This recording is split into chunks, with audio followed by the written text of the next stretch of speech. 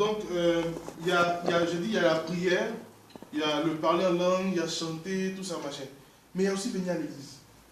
Parce que quand tu viens à l'église, le pasteur qui prêche est censé te donner un message divin de la part de Dieu. Ok? Et si tu ne reçois pas ce message-là, et tu es distrait dans la semaine par d'autres choses, tu as raté. Ok? Donc il faut faire très attention. Il faut être toujours assidu dans la présence de Dieu.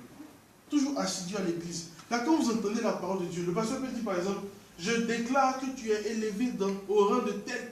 Je déclare qu'on va t'appeler, ton portable va sonner. Ouais, un peu. Et puis, tu n'étais pas à l'église. Tu n'as pas entendu aussi. Ceux qui étaient là ont dit Amen. Et puis ils ont accepté la parole. Et puis ils ont confessé ça. Les jours qui ont suivi, on les a appelés. Amen. Est-ce que vous comprenez un peu? Donc vous allez maintenant me faire la promesse. Mais surtout faire la promesse à vous-même que vous n'allez pas rater les cultes. Et vous allez dire à vos frères de ne pas rater les cultes. Et vous allez dire, ils vont dire aux frères de leurs frères de ne pas rater les cultes. Vous allez commencer à devenir intègre avec Dieu. Venir à l'église, ce n'est pas fortuit. On vient à l'église pour une mission précise. On vient à l'église pour recevoir de Dieu. Le culte, c'est un lieu de rencontre où il y a Dieu et il y a son peuple. Amen. Et Dieu, le peuple vient apporter l'adoration à Dieu et Dieu donne quelque chose au peuple.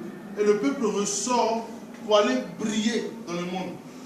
Pour aller montrer au monde qu'ils sont vraiment des enfants d'alliance, ils sont vraiment bénis. Si tu es enfant de Dieu, si tu as été sauvé, le salut pour toi est une marque de distinction. On doit savoir que quand tu marches dans la rue, tu es sauvé. Amen. Quand tu n'as pas l'argent, est-ce que tu sais comment faire pour avoir l'argent? Non, ce n'est pas forcément aller travailler. Ésaïe 55 dit quoi?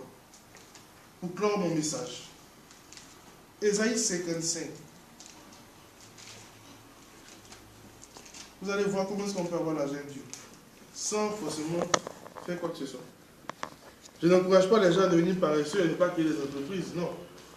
Mais je dis que avec Dieu, si tu crois, où tu mets ta foi, c'est là-bas que Dieu agit. Amen. Amen. Alors, Ésaïe 55 nous dit quoi? Il dit, vous tous qui avez soif, venez aux eaux. Même celui qui n'a pas d'argent, venez acheter et manger. Venez acheter du vin et du lait, sans argent, sans rien payer.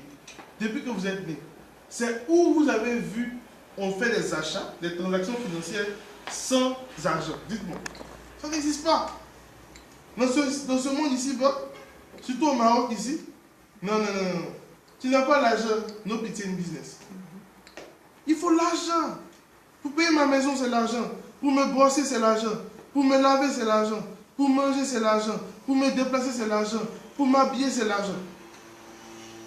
Maintenant, la Bible dit que vous qui avez soif, en fait, ça veut dire vous qui avez des besoins, venez acheter, et puis dit quoi, même celui qui n'a pas d'argent, ok? Venez acheter et manger. Venez acheter du vin et du lait. Ça peut être autre chose. Sans argent. Sans rien payer. Et puis il dit quoi, verset 2. Pourquoi pesez-vous de l'argent pour ce qui ne nourrit pas? La Bible dit que l'habit que tu veux payer, la nouvelle chose que tu veux payer, même la nourriture que tu veux payer, ça ne nourrit pas. C'est-à-dire, la Bible considère ça comme quelque chose d'inutile, de vain. Ah, c'est la parole de Dieu du moins. Mais si la parole de Dieu ne considère pas ça, c'est que la parole de Dieu est plus puissante que tout ça. Parce que regardez bien, Dieu dit à moi l'or et l'argent. Donc ce n'est pas en fait l'or et l'argent qui est le problème. Est-ce que vous me comprenez? L'or et l'argent n'est pas le problème. Dieu dit à moi l'or et l'argent. Mais toi tu es allié avec Dieu. Mais pourquoi tu n'as pas l'argent? Est-ce que tu es vraiment un allié de Dieu? C'est la question. Nous les chrétiens, on a le Dieu qui a créé toute la cieux et la terre. Souvent même on le dit. Mais il n'y a rien. Pourquoi? Parce qu'on n'est pas intime avec Dieu. Et comme on est intime, on n'a pas la foi. On n'a pas la foi. Et regardez ce qu'il dit. Il dit, pourquoi pesez-vous de l'argent pour ce qui ne nourrit pas? Pourquoi travaillez-vous pour ce qui ne rassasie pas? Écoutez-moi donc et vous mangerez ce qui est bon, et votre âme sera délectée. Verset 3. Prêtez l'oreille et venez à moi. Écoutez, et votre âme vivra. Je traiterai avec vous une alliance éternelle pour rendre durable, pour rendre durable mes faveurs envers David. Amen. Je traiterai avec vous une alliance éternelle. Si vous écoutez ma parole, alors vous mangerez. Alors vous vous habillerez. Amen. Donc c'est par la parole de Dieu qu'on peut obtenir les choses qui sont spirituelles qu'on a déjà reçues dans le monde physique. Amen. Dimanche prochain, je parlerai légèrement de ça, mais je vais adopter encore un autre thème sur l'alliance. Comment prouver l'alliance de Dieu dans notre vie?